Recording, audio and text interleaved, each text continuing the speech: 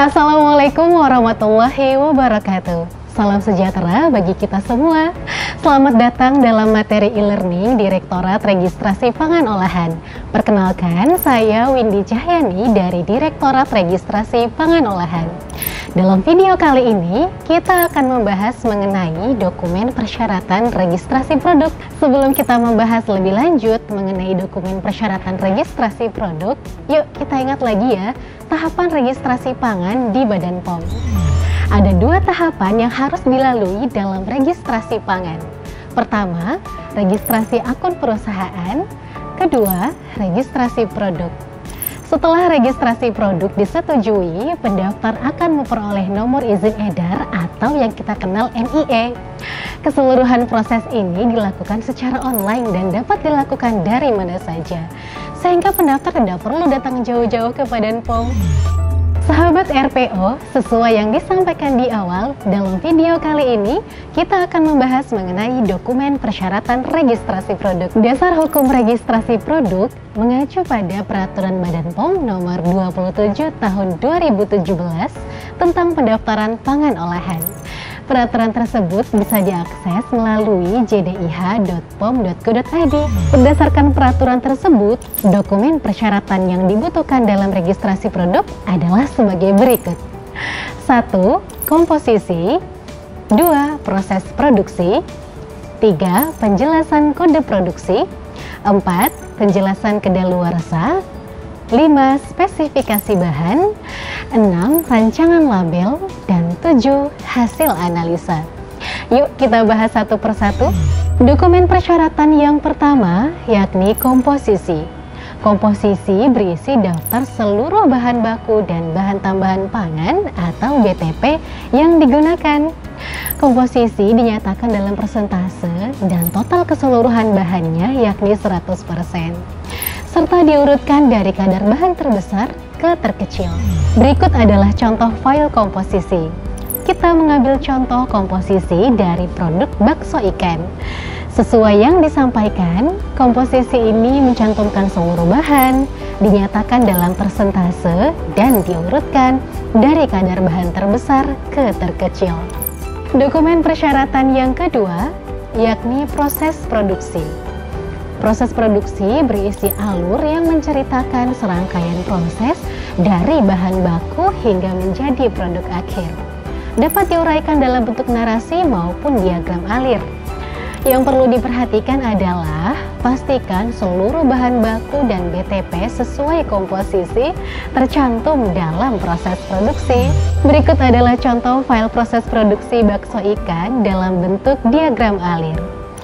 Pada diagram tersebut dijelaskan serangkaian proses secara bertahap dari penimbangan bahan baku, pencucian, penggilingan, pencampuran, pencetakan, perebusan, pendinginan, hingga pengemasan. Tidak lupa seluruh bahan baku dan BTP pada komposisi juga tertuang dalam proses produksi.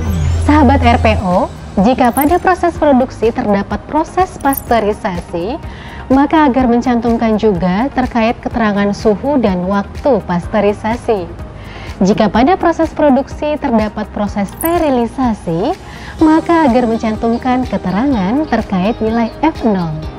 Nilai F0 itu adalah angka kecukupan panas yang dihitung terhadap spora Clostridium botulinum. Nilai F0 yang dipersyaratkan lebih dari atau sama dengan 3 menit. Berikut adalah contoh file proses produksi susu pasteurisasi. Pada diagram tersebut dijelaskan waktu dan suhu pasteurisasi yakni 65 derajat Celcius selama 10 detik. Selanjutnya, dokumen persyaratan yang ketiga adalah penjelasan kode produksi. Penjelasan kode produksi berisi contoh kode produksi serta penjelasan tentang arti kode produksinya. Berikut adalah contoh penjelasan kode produksi. Kalau kita lihat, disebutkan kode produksi JKT 060322. Kemudian di bawahnya dijelaskan arti dari JKT adalah kota produksi, lalu 06 adalah tanggal produksi, 03 adalah bulan produksi, dan 22 adalah tahun produksi. Yuk kita berpindah ke dokumen persyaratan yang keempat. Dokumen persyaratan yang keempat adalah penjelasan kedaluarsa. Berisi penjelasan masa simpan produk dalam satuan waktu. Bisa dinyatakan dalam bulan atau juga tahun. Jika terdapat ketentuan suhu penyimpanan, maka cantumkan juga ya keterangan suhu penyimpanannya. Berikut adalah contoh penjelasan kedaluarsa. Disebutkan bahwa masa simpan produk bakso ikan adalah 12 bulan dengan suhu penyimpanan kurang dari 18 derajat Celcius. Selanjutnya, dokumen persyaratan yang kelima, yakni spesifikasi bahan. Spesifikasi bahan menjelaskan bahan penyusun dari setiap bahan baku. Jika mengandung bahan tambahan pangan atau BTP, maka agar menjelaskan juga nama dan kadar BTP tersebut. Berikut adalah kriteria bahan baku yang perlu melampirkan spesifikasi. 1. Bahan yang terdiri lebih dari satu komponen. 2. Bahan yang dapat bersumber dari hewani atau nabati. Dan 3. Bahan yang mengandung kentang, kedelai, tomat, jagung, tebu, harus menjelaskan status GMO atau non-GMO-nya. Berikut adalah contoh spesifikasi bahan baku. Pada spesifikasi tersebut dijelaskan bahan penyusun ikan atau surimi, yakni terdiri dari ikan, gula, putih telur, dan BTP. Di sini disebutkan juga nama dan kadar BTP tersebut, yakni natrium tripolifosfat dengan kadar 1%. Lalu untuk spesifikasi bahan tambahan pangan atau BTP, itu berisi penjelasan tentang nama dan nomor INS dari BTP tersebut. Berikut adalah contoh spesifikasi bahan tambahan pangan. Pada spesifikasi tersebut dijelaskan nama BTP, yakni natrium tripolifosfat atau sodium tripolifosfat, dan nomor INS-nya, yakni 451 dalam kurung I.1. Sahabat RPO, ketentuan lengkap seputar BTP bisa sahabat RPO saksikan langsung di video e-learning tentang jenis dan fungsi BTP. Jika bahan yang digunakan sudah memiliki izin edar, maka cukup mengupload foto kemasan yang memperlihatkan izin edar dan komposisinya dengan jelas. Nah, berikut ini adalah contoh spesifikasi bahan berupa foto kemasan bumbu rasa ayam. Pada foto kemasan tersebut terlihat jelas nomor izin edar BPOM RIMD dan komposisinya. Lalu jika sudah mengupload foto kemasan seperti ini, maka tidak lagi nih membutuhkan spesifikasi. Selanjutnya kita akan bahas dokumen persyaratan yang keenam. Dokumen persyaratan keenam adalah rancangan label. Rancangan label yang didaftarkan harus sesuai dengan label yang akan diedarkan.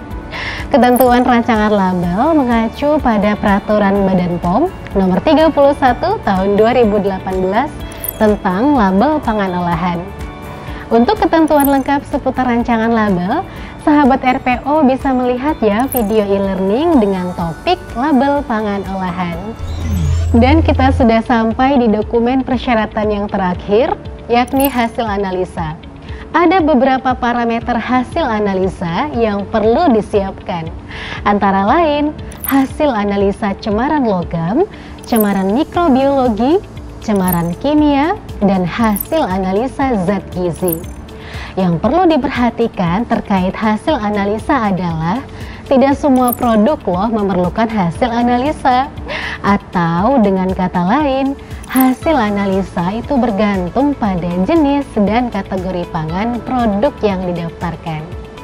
Ketentuan lebih lengkapnya seputar hasil analisa, yuk sahabat RPO bisa banget melihat video e-learning dengan topik parameter uji lab dan informasi nilai gizi.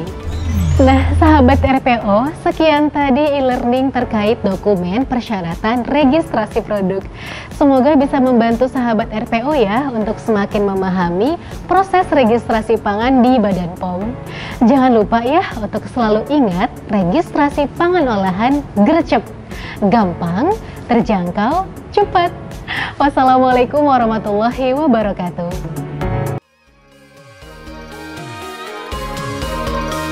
Ayo daftarkan pangan Anda, aman, bermutu dan bergizi, masyarakat sehat dan cerdas untuk seluruh Indonesia.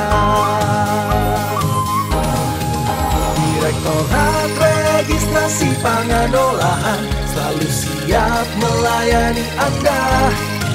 Registrasi pangan olahan Badan POM, proses gampang, terjangkau dan cepat.